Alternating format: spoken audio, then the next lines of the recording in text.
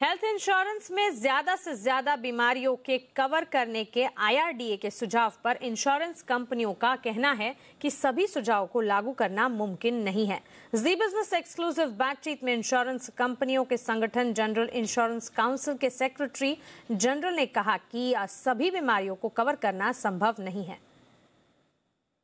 जो एक्सक्लूजन की बात कर रहे हैं और उसमें तो आईआरडी ने कहा है कि केवल 17 बीमारियां ही हैं जो एक्सक्लूड की जा सकती है। तो क्या कंपनियों का मानना है कि वो इस चीज़ को एक्सेप्ट कर पाएगी, क्योंकि जो जनरल जो प्रीमियम है उसके जरिए ही हर पॉलिसी होल्डर को भी उसका इम्पैक्ट होता है।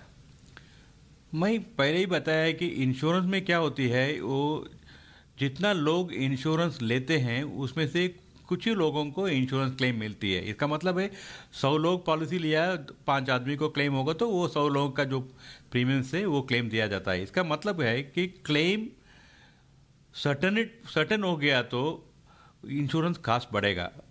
इसलिए एक्सक्लूशन जो परमानेंट एक्सक्लूशन रखते हैं, जो चीज़ के ऊपर इंश्योरेंस कंपनी सर्टनली वो आदमी को खर्चा होगा, सर्जरी होगा, उसका तकलीफ होगा, ये इंश्योरेंस का प्रोपोजिशन नहीं है।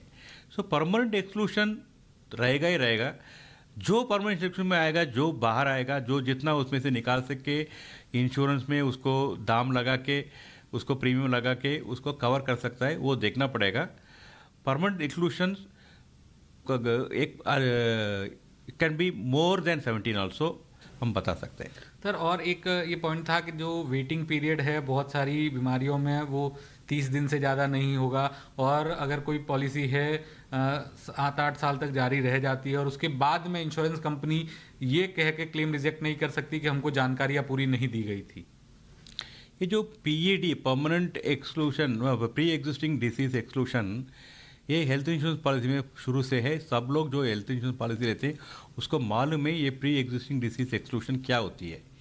ये 4 साल तो 4 years is a standard waiting period जो दिया गया है। ये डेफिनेशन में क्लैरिटी लाने के लिए ये कमेटी ने रेकमेंड किया है कि अगर परमानेंट प्री एग्जिस्टिंग डिसीज जिस दिन मालूम होता है वो जिस दिन से 4 साल के लिए परमानेंट प्री एग्जिस्टिंग डिसीज को एक्सक्लूड कर सकते हैं, उसी के बाद उसको कवर करना ही पड़ेगा।